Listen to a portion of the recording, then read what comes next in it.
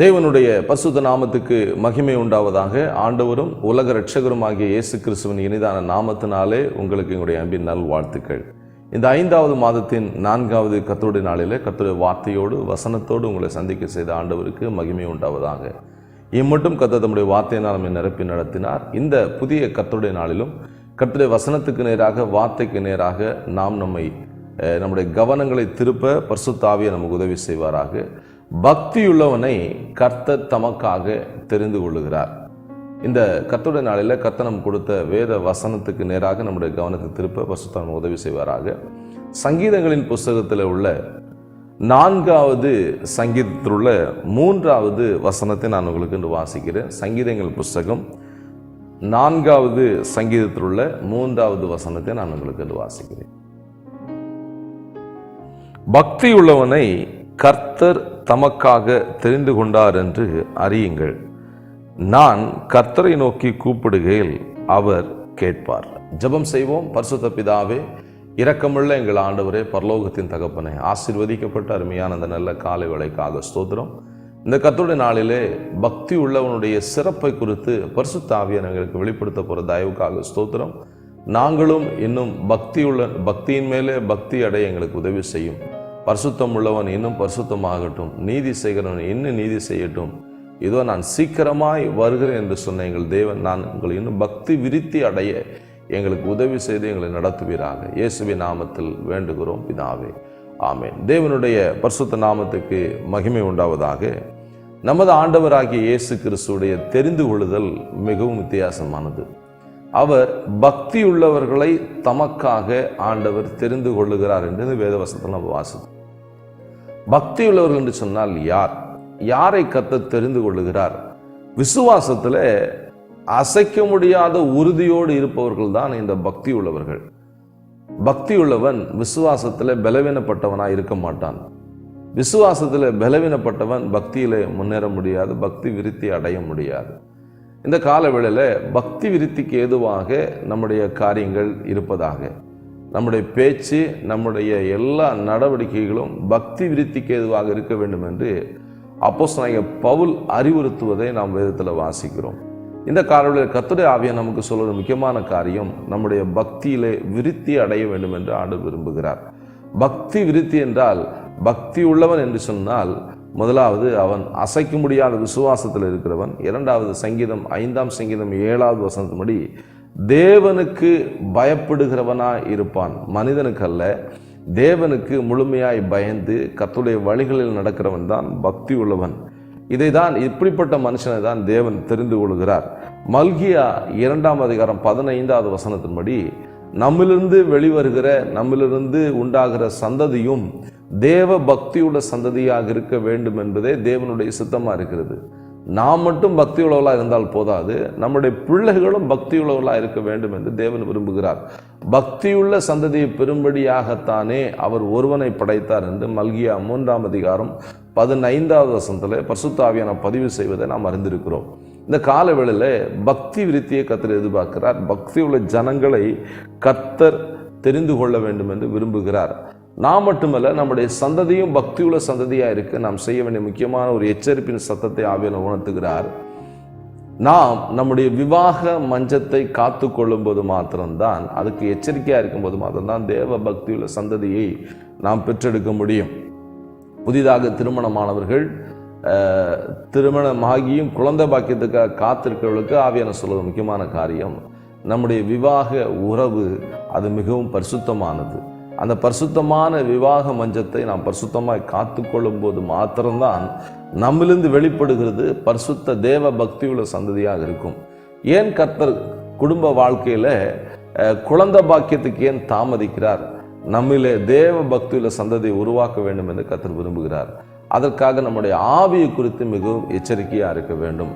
நம்முடைய விவாக வாழ்க்கையில் பரிசுத்தத்தை நாம் கடைபிடிக்க வேண்டும். ஏனென்று சொன்னால், நம்முடைய விவாகத்தினுடைய ஆரம்பமே தேவனுடைய திட்டத்தின்படி பரிசுத்த மெய் விவாகம் என்று நாம் அழைக்கிறோம். அந்த பரிசுத்த விவாக வாழ்க்கையை நாம் பரிசுத்தமாய் காத்து கொள்ளும்போது தேவ பக்தியுள்ள சந்ததியை பெற முடியும். இதுதான் தேவன் நமக்கு உணர்த்துகிற முக்கியமான காரியம். போகட்டும், அதுவல்ல நம்முடைய செய்தி. இந்த நாளில் கர்த்தர் நமக்கு கொடுத்திருக்கும் முக்கியமான செய்தி, தேவ பக்தியுள்ளவனுடைய குணாதிசயங்கள், தேவ பக்தியுள்ளவனை எப்படியெல்லாம் கண்டுபிடிக்கலாம், தேவ பக்தியுள்ளவனுடைய சிறப்பு என்ன, அதுதான் இந்த காலவெளியில் கர்த்தர் நம்ம சொல்கிற முக்கியமான வார்த்தை. லூக்கா எழுதின சுவிசேஷத்தில் 2ஆம் அதிகாரத்தில் 25 மற்றும் 26 வசனங்களில் சிமியோன் என்கிறதான ஒரு தேவ பக்தி உள்ள ஒரு தேவ தாசனை குறித்து ஆவியானவர் நமக்கு பதிவு செய்திருக்கிறார். அந்த தேவ பக்தியுள்ள தாசன் அவர் மிகவும் பக்தியுள்ளவராக இருந்து ஆவியானுடைய அறிவிப்பை பெற்றவராக இருந்தார். முதலாவது ஆண்டு சொல்லுகிற முக்கியமான ஆலோசனை, தேவ பக்தியுள்ளவன் ஆவியானுடைய அறிவிப்பை அவன் பெற்றிருப்பான். எப்படிப்பட்ட அறிவிப்பை அவர் பெற்றார்? நீ மரிக்கிறதுக்கு முன்பதாக தேவகுமாரனை நீ பார்ப்பாய், அவரை உன்னுடைய கைகளில் ஏந்தி கொள்வாய் என்று ஆண்டவர் இந்த அறிவிப்பை ஆவியானவர் தேவ பக்தியுள்ள சிமியோனுக்கு சொல்லுகிறார். உலக இரட்சகராகிய இயேசுவை பரிசுத்தாவியின் நிழலினாலே மரியாளுடைய வயிற்றில் உருவான இரட்சகராகிய இயேசு கிறிஸ்துவை இஸ்ரவேலுக்கு மீட்பு உண்டாகும்படி எதிர்பார்த்து கொண்டிருந்த அந்த உலக இரட்சகரை, தேவகுமாரனை நீ காணும் முன்பு மரணமடைய மாட்டாய் என்கிறதான அறிவிப்பை தேவ பக்தி உள்ள அந்த சிமியோன் பெற்றிருந்தார். இந்த காலவேளையில் ஆவி நமக்கு சொல்ற முக்கியமான காரியம், உங்களுடைய பக்தி எப்படி இருக்க வேண்டும் என்று சொன்னால், நமக்கு நடக்க போற காரியங்களை ஆவியானோடு பெற்றுக்கொள்கிற அளவுக்கு நம்முடைய பக்தி இருக்கணும். தேவ பக்தி உள்ள அந்த சிமியோனுடைய வாழ்க்கையில ஆவியானவர் அவனுக்கு என்னெல்லாம் செய்ய போறார், அவனுடைய மரணத்துக்கு முன்பாக என்ன நடக்க போகுது, அவன் எப்படிப்பட்ட ஆசீர்வாதங்களை பார்க்க போகிறான், எதையெல்லாம் காண போகிறான் என்பதை ஆவியானவர் அவனுக்கு அறிவித்தார். தேவ பக்தி உள்ளவன் ஆவியானுடைய அறிவிப்பை பெற்றிருப்பான். நாமும் கூட நம்முடைய வாழ்க்கையில் தேவனுடைய அறிவிப்பை நாம் எவ்வளோ பெற்றிருக்கோம். அரசாங்கம் அநேக அறிவிப்புகளை கொடுக்குது.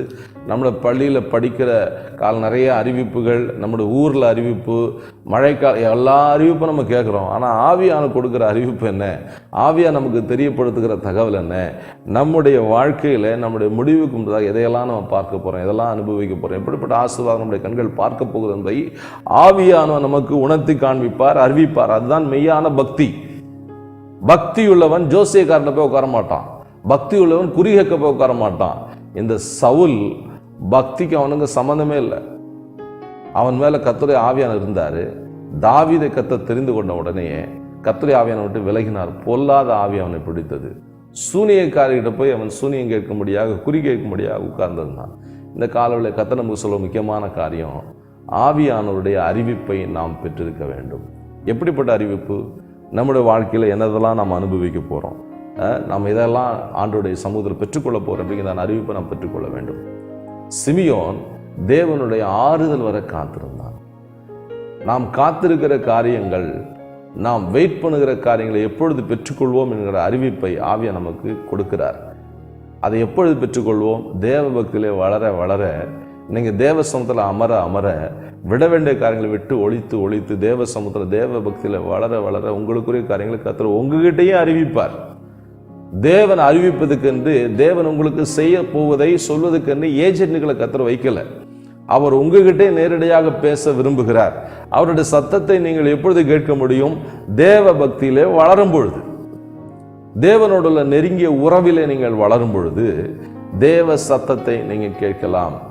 தேவ உறவிலே தேவ பக்தியில் அதிகமாய் வளர்ந்திருந்த சிமியோனுக்கு கர்த்தருடைய ஆவியானவர் என்ன அறிவித்தார்? தேவனுடைய குமாரனை காணும் முன்பதாக நீ மரணம் அடைய மாட்டாய். ஒரு பக்தியுள்ளவனுக்கும் ஒரு விசுவாசிக்கும் தேவன் மிகப்பெரிய ஆசீர்வாதத்தை கர்த்தர் கொடுக்கிறார். மரணத்துக்கு முன்பாக நீ எதெல்லாம் அனுபவிப்பீங்க அப்படிங்கிறத கர்த்தர் ஆண்டவர் அவ்வளவு அழகாக ஆண்டவர் வெளிப்படுத்துகிறார். 1 கொரிந்தியர் 2ஆம் அதிகாரம் 9-10 வசனங்களை நீங்கள் வாசிங்கன்னா, அன்றையும் அவருடைய நாமத்து நிமித்தம் அவரை ஏற்றுக்கொள்ள அன்பு கொள்ள எத்தனை பேர்களுக்கும் ஆண்டவர் வைத்திருக்கிற ஆசீர்வாதங்களை நாம் மரணத்துக்கு முன்பாக அனுபவிப்போம். தேவன் ஆயத்தம் பண்ணி வைத்திருக்கிற ஆசீர்வாதங்கள் நிச்சயமாக நாம் அனுபவிப்போம் என்பதான அந்த அறிவிப்பை ஆவியா நமக்கு இந்த 1 கொரிந்தியர் 2:9 ஆண்டவர் நமக்கு தெளிவாக உணர்த்தி இருக்கிறார். நாமும் கூட நம்முடைய வாழ்க்கையில கர்த்தர் கொடுக்கிற ஆசீர்வாதங்களை அனுபவிக்க நாம் பக்தியிலே வளர வேண்டும். நமக்கு நடக்க போகும் காரியங்களை அறிந்து கொள்ள, நம்முடைய தேசத்தில் நடக்க போகும் காரியங்களை அறிந்து கொள்ள நாம் பக்தியிலே முன்னேற வேண்டும், பக்தியிலே வளர வேண்டும் என்பதை ஆவியானவர் அறிவுறுத்துகிறார். பக்தி உள்ளவன் ஆவியானுடைய அறிவிப்பை அவன் பெற்றிருப்பான். இரண்டாவது, பக்தி உள்ளவன் எப்படிப்பட்டவன் சொன்னால், ஆவியானுடைய ஏவுதலை அவன் பெற்றவனாக இருப்பான். கர்த்தருடைய ஆவியானுடைய ஏவுதல் அவனுக்கு இருக்கும். லூக்கா 2ஆம் அதிகாரம் 27வது வசனத்துல ஆவியானுடைய ஏவுதலை இந்த பக்தியுள்ள சிமியோன் பெற்றிருந்தான். எப்படிப்பட்ட ஏவுதலை பெற்றான்? தேவாலயத்துக்கு போக வேண்டும் என்று ஏவுதலை பெற்றான். இன்னைக்கு பிசாசும் ஏவுவான், சொந்தக்காரங்க ஏவுவாங்க, வாழ்க்கை துணை ஏவுவாங்க. இந்த ஏவுதெல்லாம் ஆண்டவருடைய பக்தி விருத்திக்கு ஏதாவது நம்ம நடத்தாது. ஆவியானவர் ஏவும்போது அது பக்தி விருத்திக்கு ஏதுவாக இருக்கும். அவர் எங்கே நடத்தினார்? ஆவியானவர் எங்கே போகும்படி ஏவினார்? ஆலயத்துக்கு போகும்படி ஏவினார். அந்த ஆலயத்துக்கு தேவனுடைய ஆவியின் ஏவுதலினாலே கரெக்டான நேரத்தில் அங்க சிமியோன் வந்திருந்தார். நமக்கு நடைபெற வேண்டிய காரியங்கள், நமக்கு கிடைக்க வேண்டிய ஆசீர்வாதங்கள் நேரம் தவறி போகாமல் சரியான நேரத்தை நம்முடைய கையில கிடைப்பதற்கு தேவனுடைய ஆவியின் ஏவுதலுக்கு உட்பட்டவர்களா இருக்கணும். ஆவியானுடைய ஏவுதலை பெற்றவர்களா இருக்கணும். அதுக்கு நாம என்ன செய்யணும்? பக்தி உள்ளவங்களா இருக்கணும். பக்தி உள்ளவனை கர்த்தர் ஏவுகிறார். பக்தி உள்ளவனை கர்த்தர் அவனுக்கு செய்ய போற காரியங்களை அறிவிக்கிறார். ஆவியின் ஏவுதலினாலே சிமியோன் தேவாலயத்துக்கு வந்திருந்தார். சிமியோனை தேவன் ஆவியானவர் நடத்தினார். தேவாலயத்துக்குள்ள வந்த அந்த சிமியோன் தேவனுடைய மிகப்பெரிய குமாரனை அவன் பெற்றான். தேவனுடைய ஆலயத்தில் ஒரு நோக்கத்தோடு நாம் வர வேண்டும். ஆவியானுடைய ஏவுதலோடு எதுக்காக, எந்த நோக்கத்தோடு வரணும்? தேவனை பார்க்கணும். இங்க எல்லாத்தையும் பார்க்கறதுக்கு வரக்கூடாது. அவங்க சேலை எப்படி இருக்கு, இவங்க எப்படி கை தட்டுறாங்க, இவங்க எப்படி பாட்டு பாடுறாங்க, இவங்க சாட்சி என்ன, இவங்க நிலைமை என்ன, இதை பார்க்கறதுக்காக ஆலயத்துக்கு வரக்கூடாது. ஆலயத்துக்குள்ள வந்தால் ஒரே நோக்கம், தேவ பக்தியோடு இருக்க வேண்டும். கர்த்தருக்கு பயந்து கர்த்தரை பார்க்க ஆவல் கொண்டு நாம் வர வேண்டும். அப்படிப்பட்ட நோக்கத்தோடு நாம் தேவாலயத்துக்குள்ள வர வேண்டும். தேவாலயத்துக்கு வந்த நிறைய பேர் நிறைய நோக்கத்தோடு வந்திருக்கிறாங்க. ஒரு ராஜா தன்னை உயர்த்தும்படி தேவாலயத்துக்குள்ள அவன் நெத்தியில குஷ்டரோகம் வந்தது. ஆலயத்துக்குள்ள வருகிற நாம் நம்முடைய நோக்கம் தவறாமல் பார்த்து கொள்ள வேண்டும். நம்முடைய நோக்கம் சரியானதாக இருக்க வேண்டும். நீ தேவாலயத்துக்கு போகும்போது உன் நடைகளை காத்துக்கொள் என்று பிரசங்கி அறிவுறுத்துகிறார். பிரியமானவர்களே, நம்ம ஆலயத்துக்குள்ளே தேவனை தரிசிக்க வர வேண்டும். தேவனுடைய சமூகத்தில் நம்முடைய இருதயத்தை ஊற்றி ஜெபிக்க வர வேண்டும். ஆவியானவர் என்ன பேசுகிறார், அவருடைய சத்தம் என்ன, அதை கேட்டு நான் எப்படி இன்னும் கர்த்தருக்குள்ளே பிரகாசிக்க வேண்டும். அப்படிப்பட்ட நோக்கத்தோட நாம் தேவாலயத்துக்குள்ளே வர வேண்டும். சங்கீதம் 11:4 தேவனுடைய ஆலயத்தில் தேவன் இருக்கிறார். அவருடைய இமைகள் நம்மை சோதித்து அறிகிறது. அவருடைய கண்கள் நம்மை பார்த்து கொண்டே இருக்கிறது. தேவன் நம்மை கவனித்து கொண்டே இருக்கிறார் என்கிறதான ஒரு பயத்தோடும் பக்தியோடும் நாம் தேவாலயத்துக்குள்ளே காணப்பட வேண்டும். தேவாலயத்துக்குள்ளே வருகிற நாம் தேவனை பார்க்க வேண்டும் என்ற ஒரே நோக்கத்தோடு தான் இருக்கணும்.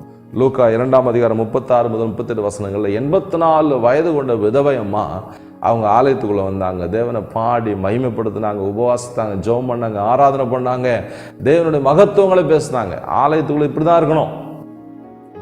தேவனுடைய மகத்துவங்களை தான் பேசணும். அவன் பெருமை, இவன் பெருமை, இதெல்லாம் இங்க ஆலயத்துக்குள்ள பேசக்கூடாது. ஆலயத்துக்குள்ள பேச வேண்டியது தேவனுடைய நன்மையை, தேவனுடைய கிருபையை நாம் பேச வேண்டும்.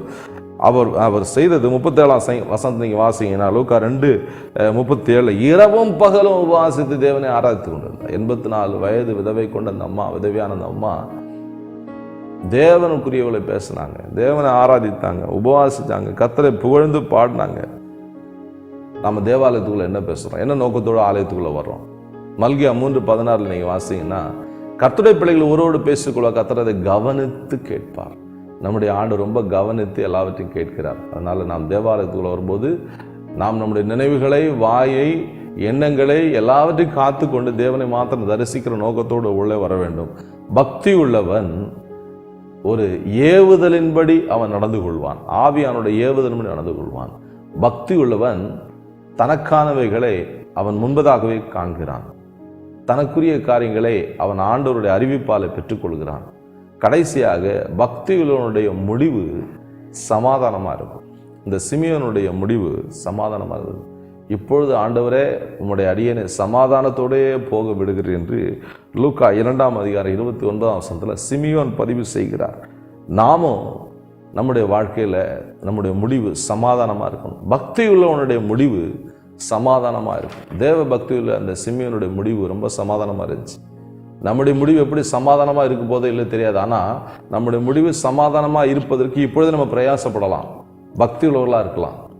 தேவன் மேல அதிக பக்தி உள்ளவர்களா இருந்து நம்முடைய முடிவை சமாதானத்தோடு நாம் காண கர்த்தர் நமக்கு உதவி செய்வாராக. மோசேயுடைய முடிவு சமாதானமா இருந்தது. அவனுடைய மரணத்தின் போது அவனுடைய கண்கள் இருளடையவில்லை, அவனுடைய பலன் குறையவில்லை. 120 வயது வரை இருந்த அந்த மோசேயுடைய வாழ்க்கையில கர்த்தர் குன்றாத பலனை கொடுத்தார், மங்காத பார்வையை கர்த்தர் கொடுத்தார். அதோட மிகப்பெரிய பாக்கியம், மோசேவை கர்த்தரே போய் அடக்கம் பண்ணினார். அவனுடைய பிரேத குழியை இன்று வரைக்கும் ஒருவரும் அறியான். கர்த்தருடைய வார்த்தையின்படியே மோசே அந்த நாளில் மரித்தான். பிரியமானவர்களே, நம்முடைய முடிவு எப்படி இருக்க போகிறது? நம்முடைய முடிவு சமாதானமாக இருக்க வேண்டும் என்று சொன்னால் நாம் பக்தியிலே முன்னேற வேண்டும். நம்ம மனிதருடைய ஆதாயங்களை பார்த்து என்னை அடக்கம் பண்ணதுக்கு என் பிள்ளை இருக்கிறான், என் சொந்தக்காரன், அதெல்லாம் ஒரு பக்கம் இருந்தாலும் உங்கள் முடிவு போராட்டத்தோடு இருக்கக்கூடாது. அது ரத்தம் சிந்துதலாக இருக்கக்கூடாது. அது சாபத்தோடு முடியக்கூடாது. நம்முடைய முடிவு சமாதானத்தோட, பக்தியோட, பரிசுத்தம் உள்ளதாக, பரலோக பாக்கியத்தை பெற்றவர்களாக நம்முடைய முடிவு இருக்க வேண்டும். அதுதான் இந்த காலையில் கர்த்தருடைய ஆவியானவர் அறிவுறுத்துகிறார். பக்தியில் உன்னுடைய முடிவு சமாதானமாக இருக்கும். உபாகமம் 34:5 முதல் 6-7 வசனங்களில் 5 முதல் 7 வசனம் நீ வாசிங்கன்னா, மோசேயுடைய முடிவு சமாதானமாக இருந்தது. கர்த்தரே அவனை அடக்கம் பண்ணினார். அவனுடைய முடிவில் மிகவும் ஆசீர்வாதத்தையும் சாந்த குணத்தையும் நம்ம பார்த்தோம். மோசே சாந்த குணமுள்ளவனாக இருந்தான். அவன் பக்தி உள்ளவனாக இருந்தான். தேவனுடைய சத்தத்தை கேட்கிறவன், தேவனுடைய சாயலை காண்கிறவனாக இருந்தான். நம்முடைய வாழ்க்கையில் பக்தி என்று சொன்னால் என்ன? தேவனுடைய சாயலை காண வேண்டும், சாந்த குணம் உள்ளவனாக இருக்க வேண்டும். தேவனுடைய வீட்டில் இங்கே உண்மையுள்ளவளாக இருக்கணும், உண்மையை வெளிப்படுத்தணும், சாந்த குணத்தை வெளிப்படுத்தணும், பொறுமையை வெளிப்படுத்தணும், நிதானத்தை வெளிப்படுத்தணும். இவன் தான் பக்தி உள்ளவன். இவனுடைய முடிவு சமாதானமாக இருக்கும். பக்தி உள்ளவனுடைய 3 முக்கியமான காரியங்களை ஆவியானவர் நமக்கு அறிவுறுத்தினார். முதலாவது, பக்தி உள்ளவன் ஆவியானுடைய அறிவிப்பை பெற்றவனாக இருப்பான். இரண்டாவது, பக்தி உள்ளவன் அவன் தேவனுடைய ஏவுதலை பெற்றவனாக இருப்பான். கடைசியாக, பக்தியுடைய முடிவு சமாதானமாக இருக்கும். கர்த்தர் இந்த வசனங்களை ஆசீர்வதிப்பாராக. பக்தி விருத்தி அடைய கர்த்தர் நமக்கு உதவி செய்வாராக. ஜெபிக்கலாம். பரிசுத்த பிதாவே, இரக்கமுள்ள எங்கள் ஆண்டவரே, பரலோகத்தின் தகப்பனே, ஆசீர்வதிக்கப்பட்ட அருமையான இந்த நல்ல காலை நேரத்துக்காக ஸ்தோத்திரம். இந்த 5வது மாதத்தில் 4வது கர்த்தருடைய நாளிலே கர்த்தருடைய வார்த்தையோடு வசனத்தோடு உங்களை சந்திக்க செய்த கிருபைக்காக ஸ்தோத்திரம் ஐயா.